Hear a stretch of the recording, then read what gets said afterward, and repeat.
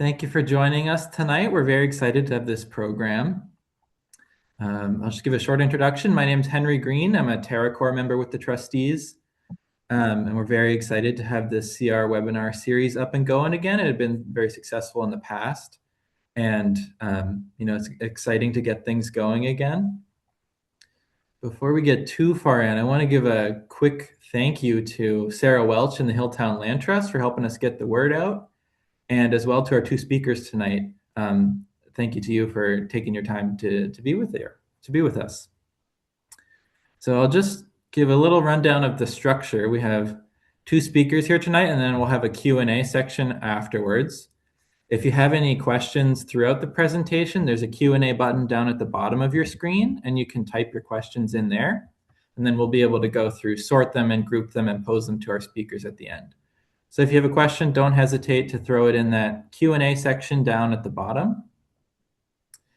And without further ado, I'll pass it over to, we have two speakers, Allison Bell, who's a naturalist, photographer, and a field guide author, as well as Mike Callahan, the founder of Beaver Solutions, LLC. So Allison, I'll pass it over to you. All right, thank you. Hello, my name is Allison Bell. I'm from Whately, Massachusetts. I'm part of Quant Farm in Whately, which is pick your own orchard. We grow vegetables, we grow flowers. We have an event business, and we have 200 acres of property. 80-something% of it we manage as conservation land. We're in Whately, we're right next to the Great Swamp and the Mill River Valley. That's what you're looking at here with the Sugarloafs in the background, the Beaver Mountains in the background. And so we are very near access to a lot of different beaver populations that come up from the Connecticut River. That's a drone view of our farm. So you can see we have agricultural areas, we have wetlands.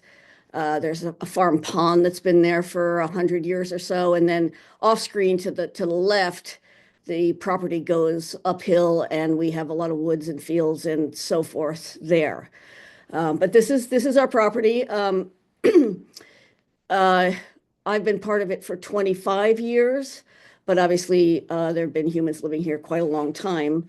This next picture is a shot from 1930 something that someone took from the barn roof of our place, looking uphill towards where it is quite woodsy today.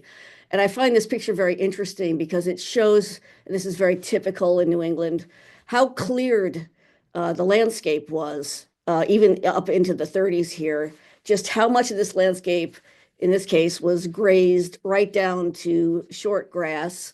The waterways that we have on our property are shown here in the upper right-hand corner. There is just thin ribbons of a little bit of vegetation along there, and then really nothing but grass along it. And it tells me what I kind of already knew, which is that there were no beavers going on here at our place in 1936, even though they may have been in the Connecticut River or nearby, probably not for a good 300 years plus had there been any beavers happening here. I don't think there was habitat to support them, and nor do I think that the people who are farming here would have tolerated any beavers.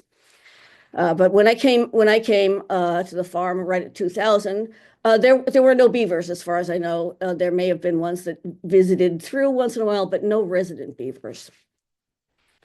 But in 2013, we were amazed to start to see the signs that beavers had come through, and very quickly they dammed up what is really a very small stream. We're at the headwaters of this little brook that we're on. There is no upstream from our farm. We're at the top. The pond is spring-fed and the tributaries are spring-fed. They dammed a stream that was, usual size, maybe 2 feet across, and started to make some really significant beaver ponds. This is the lodge they built the first year we were there. This was super interesting to us. I had never had a chance really to see one under construction. to see it change almost daily as the beavers worked on it, to see how they were setting it up in relationship to the pond that they had made. And so it was the start of, it's been 12 years now, of really being able to observe beavers and a growing beaver family up close almost daily and learn about them in ways that I wasn't able to do before. This is a drone shot, obviously, of some of our blueberry blocks, but it shows the connections between the farm pond is the upper right-hand side there, the pond, and then the little tiny drainages that come off that. And you can see along all steps of the ways that there are half a dozen different size beaver ponds now that the beavers have engineered and created and changed what was field into significant wetland. Along the way, some of those dams were built in places where it was absolutely no problem that they were building dams. It didn't cause us any technical problems, but there was a time when they did start building one that started to affect our blueberry patch. And this is that dam just beginning to be constructed. And you can see it's flooded up against the feet of the blueberry patch. And I believe if they had been left unchecked, they would have turned this into a good sized pond, and our blueberry block would have been completely inundated. And even at this rate, it was making it hard for us to work around the wet soil to mow. So we got in touch with Mike Callahan and Beaver Solutions, and with their help and with grant money from the MSPCA, we have now put in 2 flow control devices that help regulate the level of that pond that I just showed you, and another one that they started so that we can maintain enough water for the beavers to have access to their territory and move safely through their territory, reach food sources, but not too much water that it affects our ability to farm and move around. And this is Mike and his helper putting in one of the flow devices.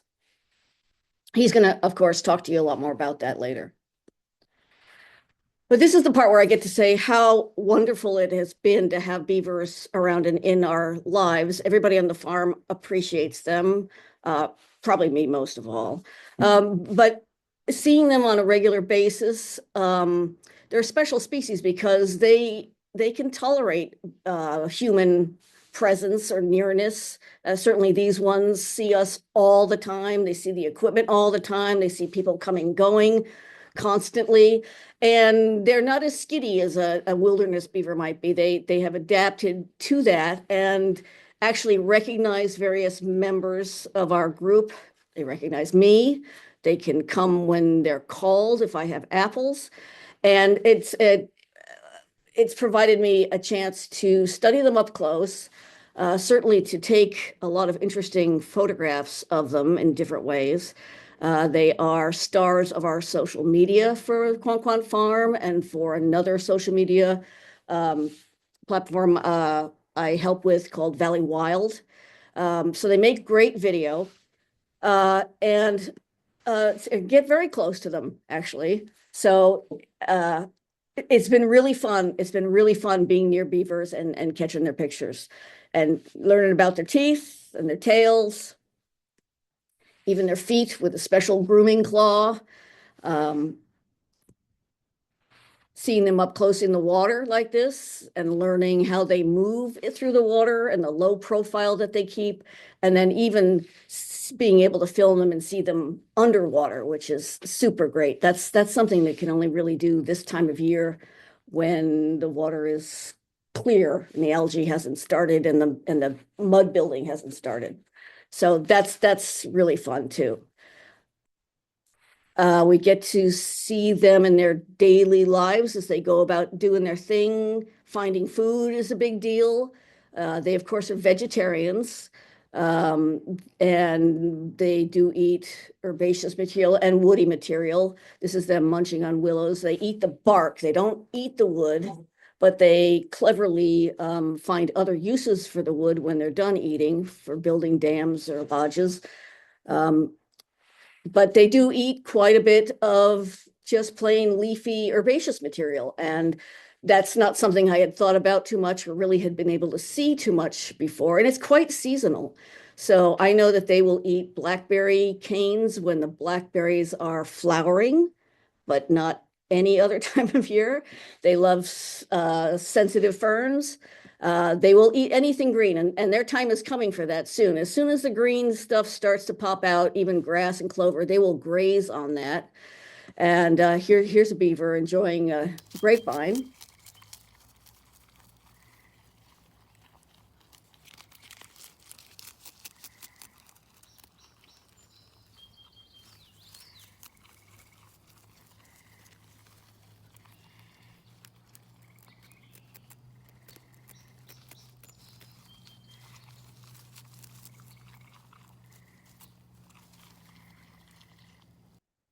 So that looks refreshing. Greek.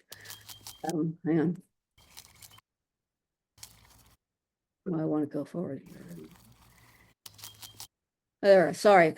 And oh, here's another thing we discovered. Beavers, our beavers anyway, really love apples. And we have 1,200 apple trees. So they're very pleased with that situation. So not infrequently do they make the trip from the pond up into the apple orchard to collect apples, which I believe they're storing in their lodge. So that's a big treat to see beavers in an apple orchard.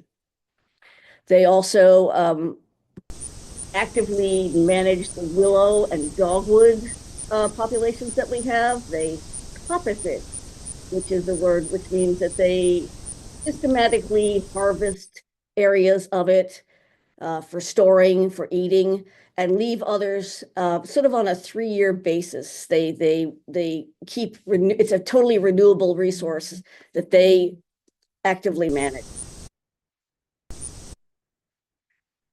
And that's what ends up with some of their food that they gather. That's a lot of red dogwood that they seem to like in the fall in their food cache that's outside of their lodge there. That's at the beginning of the winter. The other thing that we get to see are the beavers interacting with each other. We don't have a giant colony. We're not in I would say, a very affluent beaver neighborhood. We're kind of the end of the line, kind of end of the dirt road kind of neighborhood. And with limited resources. So we've always had a male and a female, often with a second-year female, and then a baby, or we've had 2 babies at a time. But they often are doing things together, either finding resources, food to eat together. Here's the adults out with, you can see the little baby out with, that's grandma in the water with her there. So we often have 3, 4, even 5 generations of beavers that we can recognize them and watch what they do. People ask how you can recognize it, and it's like as if you had 5 Labrador retrievers. They don't look exactly alike. Once you kind of get the sense of them, they really do have distinct looks and distinct personalities, and you can tell them apart. They are very social with each other, greeting each other, grooming each other.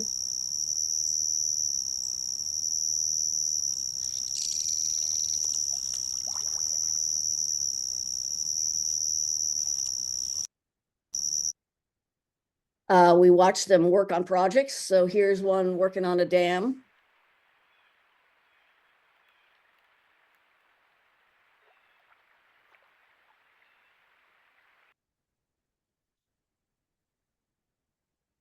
And of course, building lodge. We've had many iterations of lodges in several of the ponds. They change their lodge every couple of years. But this is them going to work in late summer to do some rehab on their house.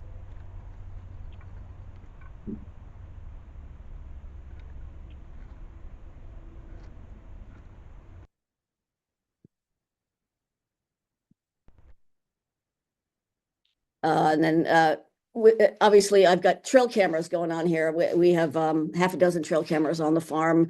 Often they're set up watching beaver activity. And one of the things trail cameras are really great at doing is taking pictures at night when, as a human, you really can't see what's going on, and neither can your camera. But at night, it's fun to catch animal activity, especially for those animals that are most active at night. And beavers really are very active at night.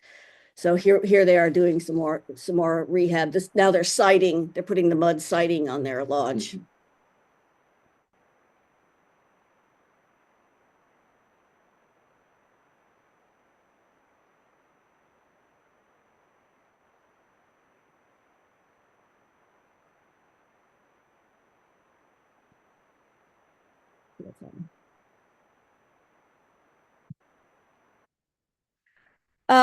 And so we watch them all year long, even when they, get more and more confined to their lodge as a pond freezes over.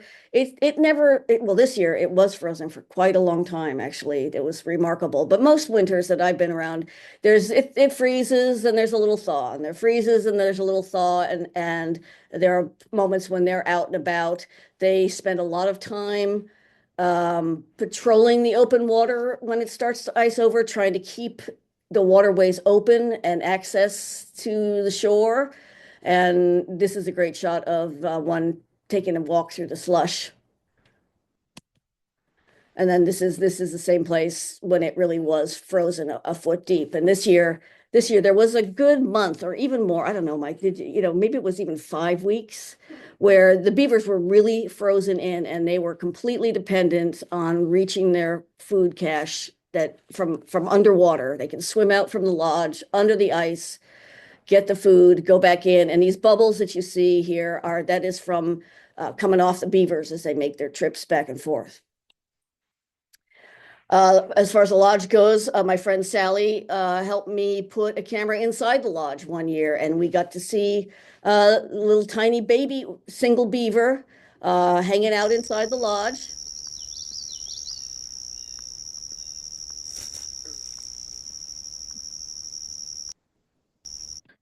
And then watch other kinds of lodge activity that, it's pretty interesting. There's a lot of napping that goes on, a lot of napping and drying out, and I have to say a lot of farting that happens because these are strict vegetarians and they eat a lot of roughage, and so that is part of the sound that you hear inside a beaver lodge.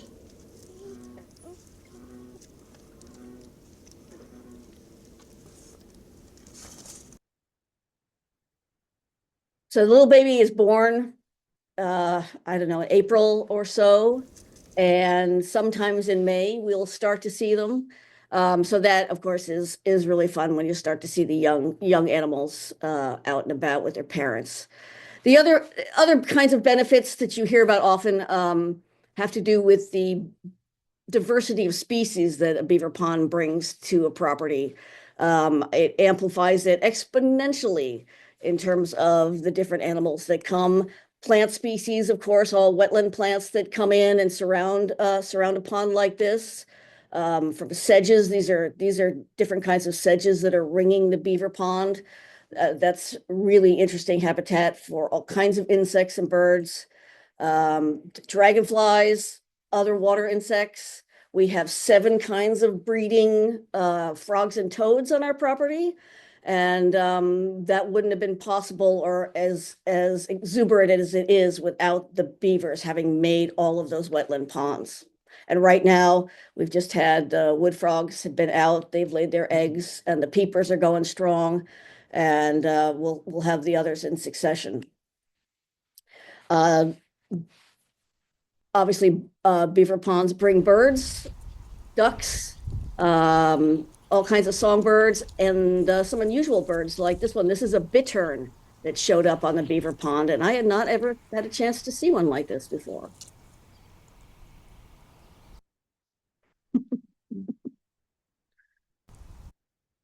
And then mammals, muskrats, snapping turtles. Beaver dams are great places for a wildlife camera because they function both as a dam that holds back water, so it's a fishing platform or a resting platform.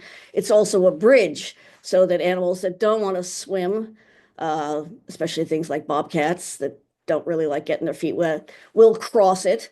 But then there are the water-related animals like otters and muskrats. It brings them into our farm all the time.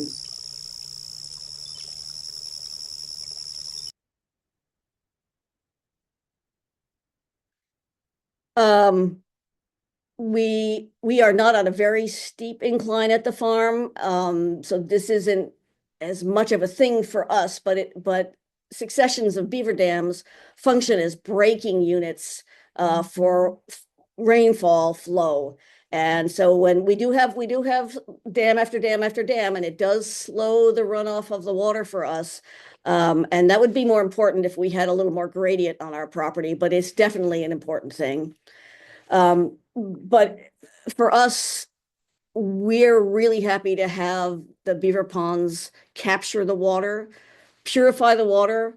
They capture invasive plant seeds in the sediment and hold them maybe, hopefully, until they are no longer viable. And in the sediments in the bottom of a beaver pond are great at sequestering carbon.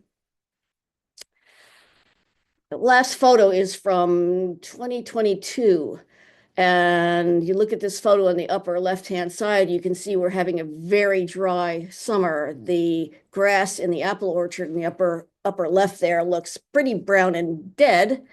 A lot of the rest of the farm was looking rather brown and dead, but the parts that were green are the parts around the beaver ponds, where the beaver ponds effectively raised the water level and kept our blueberry bushes super happy by keeping the moisture in the soil. So that was a real benefit for us that year. Hopefully, we won't need that, even though we're still in drought. Hopefully, it won't be as bad as that this year.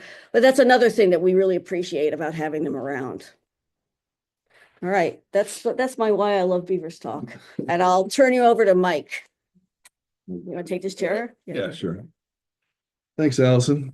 That was great. Pardon me while I switch the screen over. Let's see, please. Uh-oh.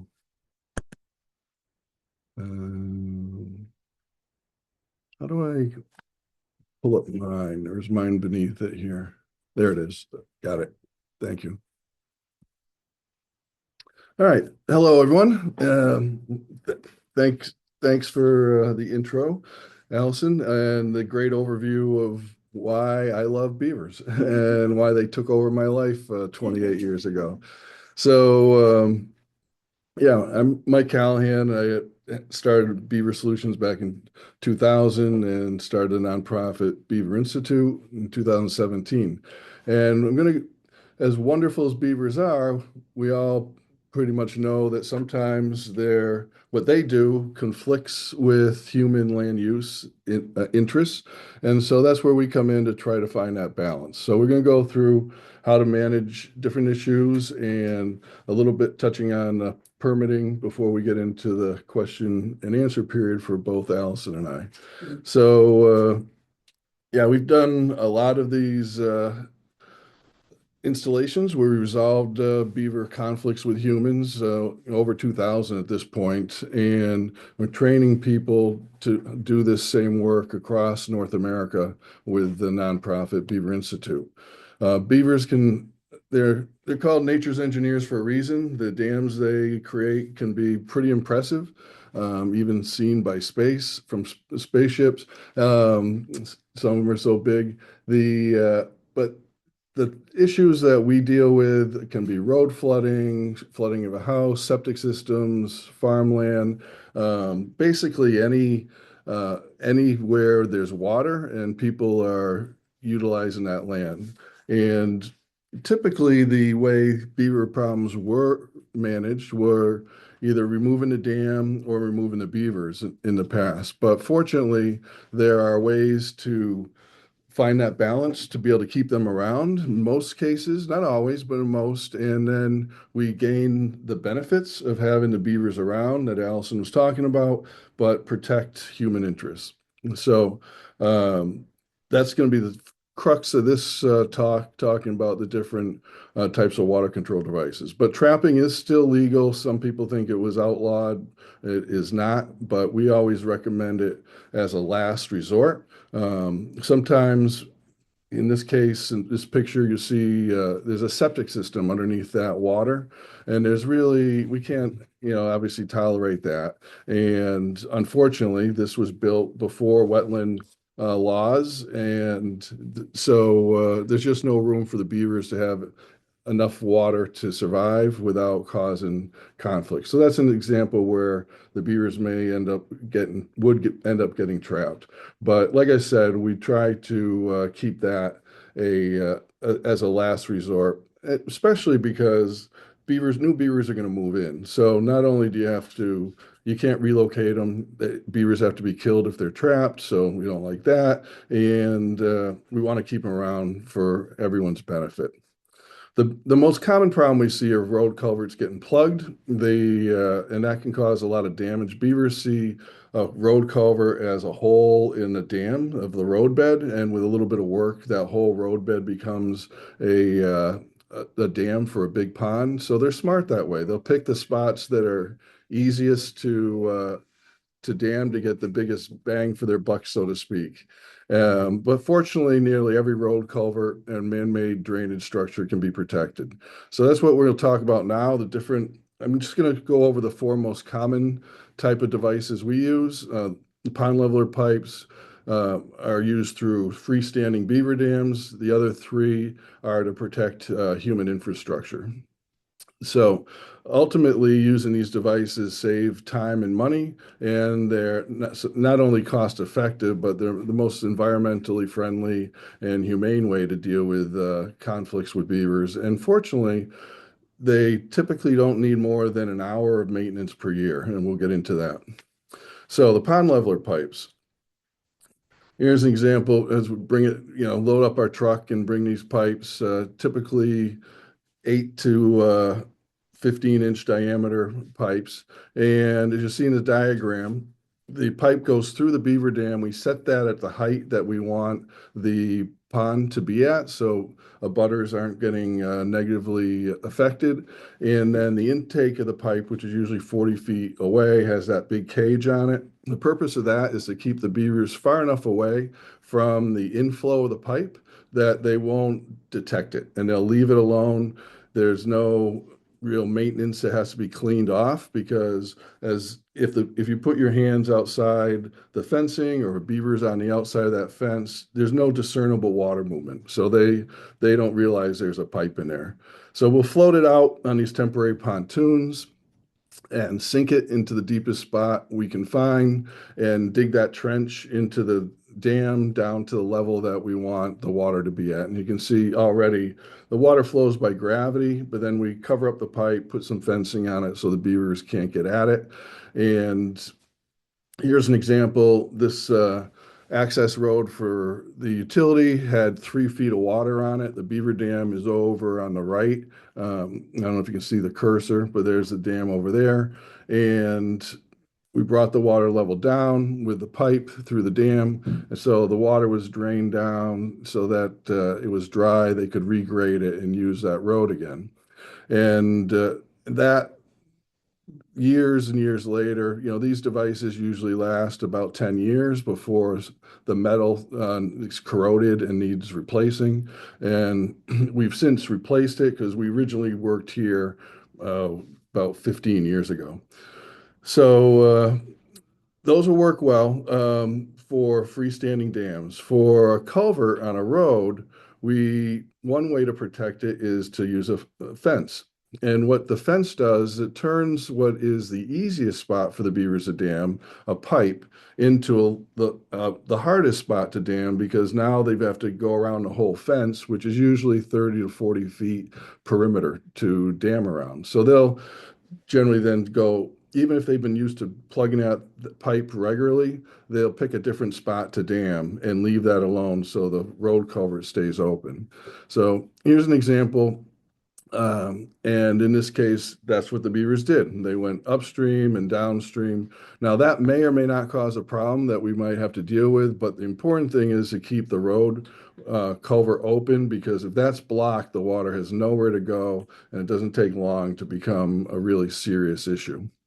Uh, we like to, when we put a fence on, we like to create wildlife passages. What's interesting about beavers is that they will use these passageways, but they generally don't like to carry damming materials up onto dry land and then down through the passageway. So that will allow for turtles and other animals to be able to pass under the road, because we don't want to force animals over the road and get killed with roadkill. But it does allow that movement, which is nice. There are other ways we can do it. We have one-way doors. We can also, if there's more than one culvert, we'll protect one or two of them, leaving one open. And the beavers won't block the other culvert because the water won't rise, because the other open culvert is controlling the water level. The third type of device I want to just review with you quickly. I know this is a lot, but we'll have time for questions at the end. The fence and pipe system, and this is the most common way we protect culverts and drainage structures. And basically, we're putting a small fence on it, small enough that the beavers will dam on it, but then we run a pipe through it. Now, we can only use this device when it's an area where we can tolerate 3 feet or more of ponding out in the where the intake is, because we need the intake fence, the domed intake fence, submerged enough so the beavers won't detect the flow of water into the pipe. So if it's an area there where we can't allow that much depth upstream of the culvert, we won't be able to use this. We'd have to use the culvert fence or a different approach. But what's nice about this is that once the beavers dam on that fence, they can raise the water up, create a pond, but then the pipe will prevent the water from getting too deep. So we set it at a level that's going to protect the butters' properties, but give the beavers as much pond depth as we can without causing those problems. Here's a picture of my nephew before we installed one in the Berkshires. Here's what it looks like after the beavers dam on the fence. You can see the intake fence out in the water, the pipes on the bottom, and it runs through here. And so there is a pond that the beavers have, but if we had a big storm or spring runoff, it can go up and over what they dammed on the fence and through the unblocked culvert, because the goal is to keep the culvert 100% open so that it can handle big storms. And with precipitation pattern changes, we're seeing more and more 50-year storms every few years or every year. So this is a valuable way to help protect our roads and infrastructure in light of climate changing and precipitation patterns changing. Sometimes we need more than one pipe because for this to work, any water coming into that spot flowing from upstream has to get out through the pipes. So here we have 2 pipes, and you'll see there is a passageway here. What's fascinating to me and surprised me is that the beavers, even with all the noise, because they are stimulated to dam by the sound of moving water, but even though they pass through the wildlife passage, they have, I hope I'm not jinxing myself, in about 18 years have yet to plug up the culvert. So that, because I think it's because we've allowed them to dam on this fence and create a pond upstream, and so they're content with that. Real quickly, I thought, this is just a video of Beaver using the passageway. The reason I put it in there, not just to see that, but you'll see in a moment a very young beaver that is trying to navigate that and having a little bit of trouble right after this part. So yeah, we've caught all kinds of animals using these passageways. So there's the small one. You can see it's struggling a little, but I like this because it shows how beavers are problem solvers. Watch what this kid does next time. He took a lift down the tail of mom or dad. So I thought that was I'd never seen that or heard that before. So that was cool. Um, so that's the fence and pipe system. The last one I want to talk about is the decoy dam.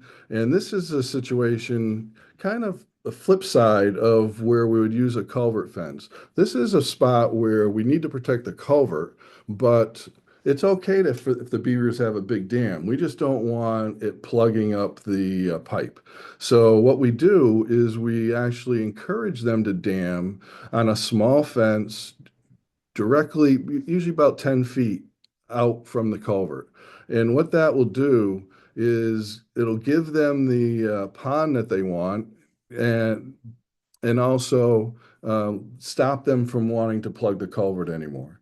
And here you can see in the picture in the lower right-hand corner of that photo, it's a pathway that the beavers and other animals are going up and over that dam and through the culvert. This 12-foot culvert had been plugged repeatedly by beavers. And then once the town opened it up and we put this here and the beavers took the bait and dammed on the decoy dam, they haven't dammed inside the culvert anymore. Here's another one from Belchertown. The stain here, the shows how long the water had been high in the culvert because of the beaver blockage. The town highway folks cleaned that out. Here we have a nice high road bed, and there was no abutters affected, so it was a good spot for them to have a dam. We just needed the culvert open, and so we put that fence. We started it with a little bit of those sticks and debris, and within 2 weeks it looked like this. They had built it right up. They had their pond restored pretty much almost to the level they had it before, but now the pipe was open, so we didn't have to worry about any serious flooding. These devices don't work everywhere, though. In my experience, about 3 out of 4 conflicts that humans have with beavers can be resolved in a long-term manner without having to kill the beavers. But sometimes it's a very high flow or it's a drainage ditch where the beavers can just keep damming behind the pipes. Or that example I showed you where there's just development in a floodplain, there might not be room for beavers. These devices are so successful that we guarantee them. The orange is success rate over time for the devices versus where we've had to remove beavers. And in the blue, and you can see new beavers usually move back in relatively quickly versus just stabilizing the situation with one of these devices. Just for if anyone's curious, these are costs. Fortunately, in the Berkshires, as well as Pioneer Valley, the MSPCA does offer a cost share grant that can help defray the cost for installing one of these devices. And, that's it's pretty easy and quick to apply for. And we can, if anyone has a situation where they might need it, basically first you have this situation assessed, and then if we think it's a spot that one of these devices would work, then the application can go in. The maintenance I mentioned earlier, usually no more than an hour per year for any of these devices. And if we're maintaining these, we offer that as a service. We'll guarantee if something goes wrong, it's on us to fix it or refund you. Real quickly in Massachusetts, there are wetland protection regulations. So to work in a wetland, we need to get permission. And the first one is from the Board of Health in your town to say that yes, the beaver damming is causing a threat to human health or safety. And if they agree with that, if we want to breach the dam or put in a water control device, anything that affects the water level, we have to get an emergency permit also from the conservation folks. So the conservation agent can issue that after reviewing the situation and put in any stipulations they feel are necessary. So to wrap up, beavers and humans can and do coexist. Sometimes we have to butt heads a little bit. Beavers are really second only to us humans for modifying the habitat to suit their own needs. So that's why we often do have conflicts. But fortunately, usually they can be resolved in a long-term and cost-effective manner where beavers are around and we maintain the benefits that Allison was talking about of keeping these animals around. And just as a little plug, yesterday was International Beaver Day. No one really probably knows that, but in honor of that, the Beaver Solutions crew and I, we went out to see the movie Hoppers and Good. Pixar movie, and they did a great job actually Oh, of did promoting the biodiversity that beavers have. And the beaver was the hero in the movie. So Excellent. so I highly recommend it. With that, I think Allison and I can take some questions. Thank you, everyone. Yeah, thank you both for sharing and for the movie recommendation. We'll be sure to get out and see it. So yeah, that was great. I found it super interesting. And for anybody tuning in, if you have any questions, once again, you can go down to the Q&A button at the bottom of your screen and type it in, and we'll be able to share it with our speakers today. So I encourage you to head down there and send in the questions. Yes. I'll start with one that we have Let's flip back and forth. You start. for Allison. All right. Sorry, we have a question about the coexistence of the beavers in the farm. If you had any issues with the beavers eating crops. Specifically, they ask about blueberry bushes. It's interesting because a lot of the beaver ponds and lodges are directly adjacent to our blueberry blocks, and they do not seem at all interested in eating the blueberries. We have had a couple of instances where it seems like the beavers felt that a blueberry bush was in an inconvenient place, and so they have taken a few of them down to the ground. The nice thing about blueberries is that they will resprout, so it's not a permanent thing. And with other trees, when they've taken an interest or two in an apple tree, they're very easily deterred by putting chicken wire around the first 3 feet of a tree trunk. So if you see that starting to happen and you have some fencing or chicken wire or something metal, rabbit wire, you wrap that around, that shuts that down toot sweet. So that's how we deal with that. Good. We have another question here. Maybe either of you could answer this one, just about relocating beavers. Can beavers be relocated to an area that can accommodate them? Not in Massachusetts or any of the surrounding states. Not legally. Not legally. Yeah. There's some good reasons for that, actually. They used to be, Fish and Wildlife, when beavers returned to Massachusetts in the 1930s, when they did cause problems, Fish and Wildlife would relocate them to suitable habitat elsewhere. But beavers have pretty much fanned out across the state, and the wildlife biologists don't want people moving an animal for a few reasons. One is they don't want someone moving an animal that might create a problem for someone else. They don't want any animals relocated in general in case one of them's diseased and it could spread a disease. And with beavers, there's another reason: they're territorial. So beavers have to, if they're going to be relocated, they have to be brought to an area with suitable water and food. And that is not habitat already inhabited by beavers, because beavers in a pond, they put scent mounds around their pond as no trespassing signs to other beavers because they want to protect the limited food supply. And while they're social and pretty docile animals, they will go after a beaver that's not a family member that comes into their territory. So you'd have to find a place that was suitable that didn't have beavers, and there just really aren't too many of those.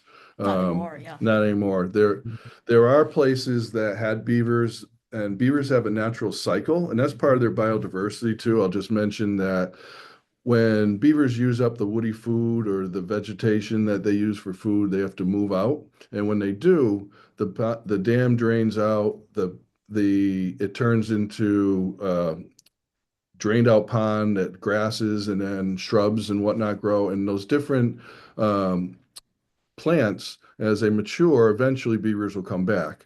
But those habitats are supporting other, songbirds, other plants and whatnot. So there's a natural cycle with beavers. So there could be a spot. Sometimes we get calls saying, there used to be beavers here. Can we bring them back? Well, if they weren't trapped out and they moved out on their own, it's probably because they didn't have the food. So you just have to wait, usually about up to 10 years for the woody vegetation to come back enough to be able to support the next colony. Allison, anything you want to add? Well, the other thing I would say about that natural succession of beaver habitation, that they come and they go because it's just like campers at a campsite. Pretty soon you use up all the campfire wood and you're out of, your cooler's empty, time to go. So people who I think sometimes aren't aware of that will go to war with pulling apart a beaver dam and kind of trying to interfere and mess it up for the beavers. And what they're really doing is extending the natural cycle, whereas the beavers might have come and gone in 5 or 7 years. They've been kind of maintaining status quo for 5 or 7 years, and they're just making it worse. Yeah. That's what I've seen. Yeah, along those lines, trapping does exactly that. Yeah. Because they remove the beavers and then the vegetation still grows and it's just even more attractive for the next ones. Yeah. And then it just becomes a kind of a vicious cycle. Yeah. Yeah, very interesting. Thank you both. Another question here about beaver families. Allison, you mentioned the multi-generational aspect of it. Do all the females in the family help take care of the younger kids, or is it the whole little society in there raising the young beavers? My understanding is that it's a matrilineal society. So the big boss at the top is going to be great grandma or the adult female, but there are definitely males involved. And we've noticed, I can't speak for all beaver colonies, but I have noticed at our farm is that dad does a lot of the childcare. We notice him out at night with the young beaver. He's in charge of, you can just hear the mom going, "You guys get out of here, go do something." Play, I don't know, just get out of the house. Yeah, we see the male beaver, and there is just one male beaver as far as I know at our place now. He is often there supervising the youngest members of the family. So it is shared, definitely. And the young beavers will also help teach this year's brood how to build dams and stuff. Yep. They teach each other the dam. They have innate dam building abilities, but you can tell if it was an orphan beaver, their dams usually aren't very good, but they get, training from their family members. And there will only be one breeding female in a pond. And once the young beavers get sexually mature, they typically will move out to find their own territory and find a mate of their own. Sometimes in a big lake like the Adirondacks, you'll have multiple lodges but each with its own chief female in charge. Yeah. Yeah, if there's enough space. But around here in Western Mass, where we are, we don't have those kind of too many private people don't have those kind of giant ponds very much. Yeah. Okay. We also have a couple questions just more about the permitting process and consequences. If there's, maybe if one of you could explain a little bit more about, all the actions all the permits you need to go seek and what you should not do if you have a beaver dam on your property. Mike can talk a lot about this, but I would say one thing, because we have had our waterways are not, they don't stop at our property line. Of course, they flow downstream and eventually to the Mill River and eventually to the Connecticut River. But our waterway leaves our property, goes out into some neighbors, comes back into our property. And we've had instances where the beavers have built on the neighbor's property as well, since the beavers don't recognize who owns what. And the neighbors decided to blow out the dams, either with a pick and a shovel or with his little mini backhoe. And be very careful when you're thinking about releasing water out of a beaver pond, because anything, bigger than a couple of bathtubs is a lot of water. And when this guy did it, he set off probably more of a flood than he realized, that came down through our property, took out our bridges, and then of course continued downstream. And I don't know what it messed up down there, but that is one reason there are laws against whether or not you can just decide that you can destroy a beaver dam on your property. Yes. Yeah, that's very true. And in fact, there's a good scene in Hoppers about that. Oh, so But yes, interestingly, the beaver dam is more protected than the beavers. And that's because there's a recognition that the dam, which creates this habitat, should be protected because it protects so many other species. But however, normally, with wetland protection, any working in the water needs conservation approval, and that's true for beaver work too. But it is the legislature in 2000 created a expedited permitting process so that homeowners and others that were experiencing problems from beavers building a dam didn't have to wait 1 or 2 months or more to go through the normal wetland permitting process. So that's where going to the Board of Health, where they determine that, yep, this is a urgent issue, and then get emergency permits from Board of Health and Conservation. So, if somebody mucks, someone opens up a dam like Allison was talking about without permission from Conservation, their Department of Environmental Protection, Massachusetts, can fine them $25,000 per day that it's been torn out.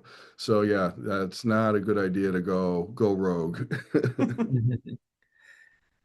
Good advice. So we have a kind of a follow-up on that, maybe. Somebody writes in, I have a current beaver dilemma. We have a beaver dam located on our conservation property that's causing flooding on a neighbor's lawn. The health department did not find a threat to human health, but the neighbor still wants the dam removed. Are we required to move the dam? And if so, who's responsible for the bill? Yeah, typically, whoever is having the issue is the one that will have to foot the bill to have the work done, whatever the work that may be. If the Board of Health determines that it doesn't meet the criteria for an emergency permit, then the person has to go to lower the water level. They have to get the permission from Conservation through the normal wetland permitting process. And that's either what's called a request for determination of applicability, RDA, or NOI, notice of intent. The notice of intent process is very lengthy and expensive, and that's one of the reasons the legislature created an expedited beaver permitting when it really was a serious threat. So yeah, they would have to go to Conservation. The only other option would be there is a legal trapping season from November 1st to April 15th, so we're almost out of it. And, I wouldn't, obviously, that's not something that I like to get rid of the beavers, but it is a legal option, and a trapper using the allowed traps can go in there. But once the beavers are removed, the water is still going to be high. So they would have to wait. If they didn't have conservation approval, they can't touch the dam. So it's not really going to help them unless that dam deteriorates. And that sometimes can take a while. Great. Okay, so we have just a couple more minutes, only a few more questions left. So maybe Mike and Allison, if you're okay going a couple minutes later, we might be able to get through them all. Okay. But in case anyone has to leave, I just want to announce something fun. We had a little raffle, a secret raffle of a book, Beaverland by Layla Phillip. There it is. And so we will be in contact with Mandeline Smith. We'll be in contact for how you can acquire your copy. I just wanted to announce that in case anyone has to step out. But we do have a few more questions that we might be able to just quickly get through here. We have one that says, what's the function of the broad beaver tail? You or me? Oh, well, go ahead. Yeah, we can both answer. Yeah. Go ahead, Mike. Well, two main purposes include they use it as a rudder. They don't typically use it to propel themselves when they're swimming, as you would think maybe they would, but they'll use it as a rudder as they're swimming For steering. for steering. Yeah. Yeah. And they will also physiologically, it has a function for storing fat, which they have to, as Allison was saying, in the winter when these ponds freeze, they're stuck. Can't get fresh food, so they're living off their food cache, and the food that the fat stores in that can help sustain them. And I think there's some temperature regulation with Temperature it too. regulation, and then also when they're working on trees, they often stand on their back feet to take down a tree, and it serves as a kickstand kind of support for them Yeah. when they're standing up.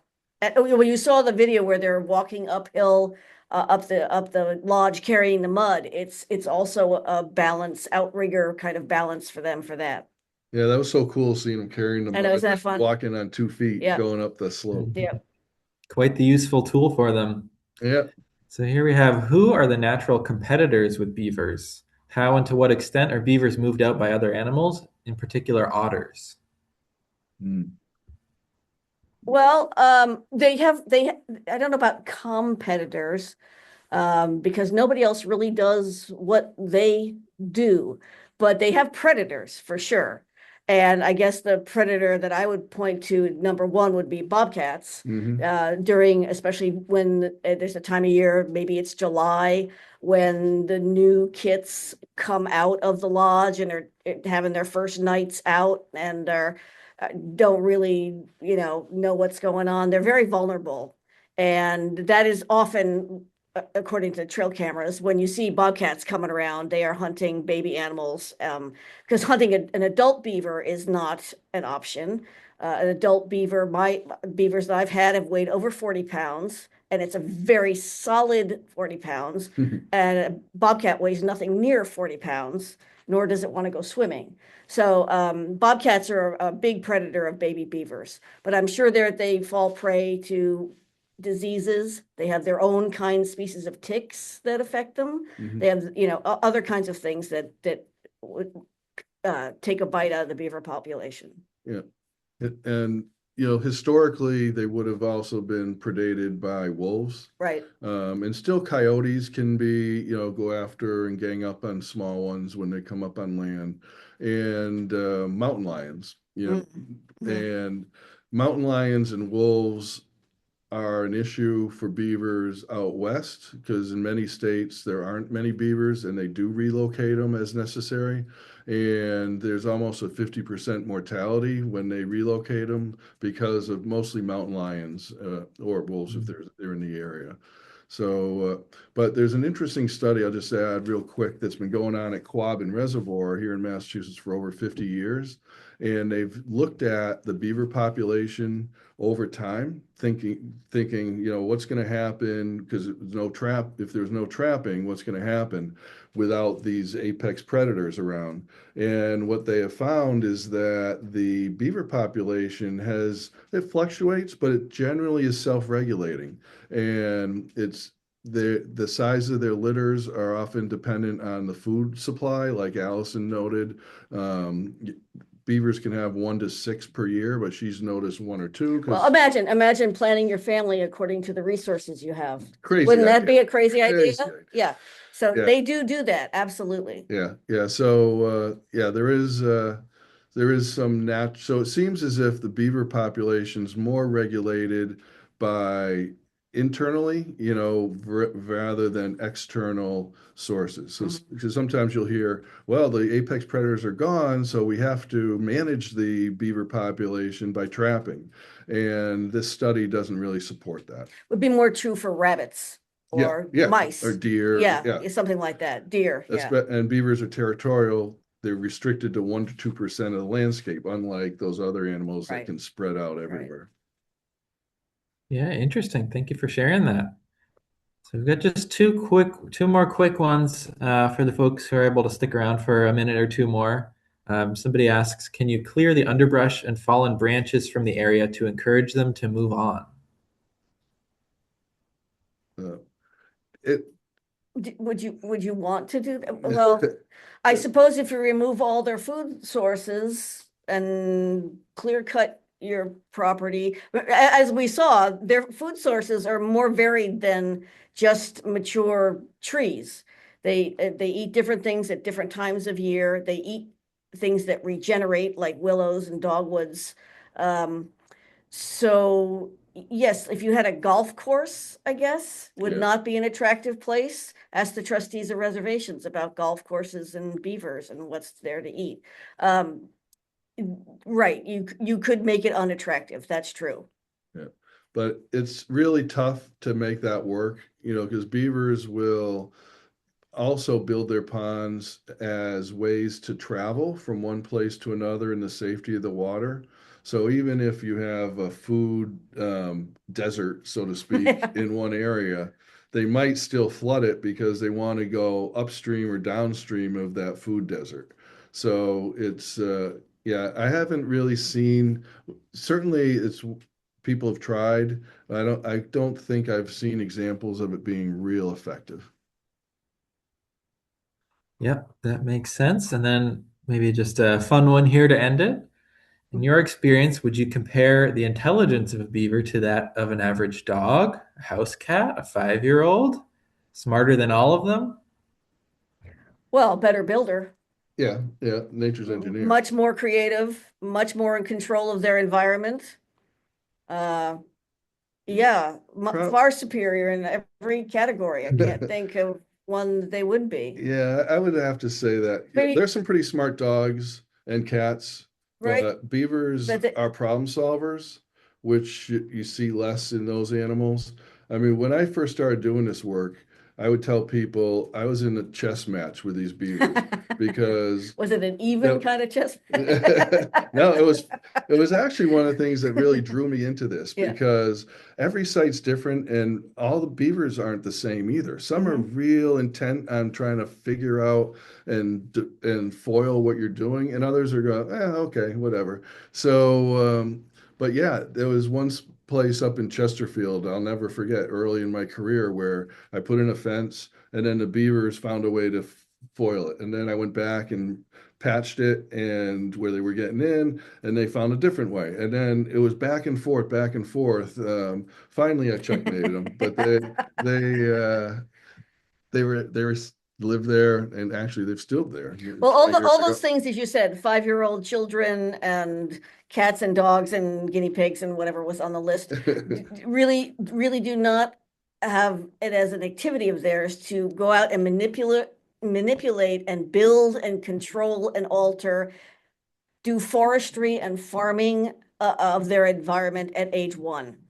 Yeah, yeah, and Pretty they do all incredible. that for their own purposes. Right, It's intentional. right. Yeah. Yeah. All right. Well, thank you both so much for sharing and for being here with us. Thank you to everyone for attending on this lovely spring evening. We hope you have a good rest of your night. And yeah, just thank you again to Allison and Mike. Great. And Thank thanks to you. the trustees for having us. Yeah, thanks, trustees. Okay, have a good night, everyone. Bye bye.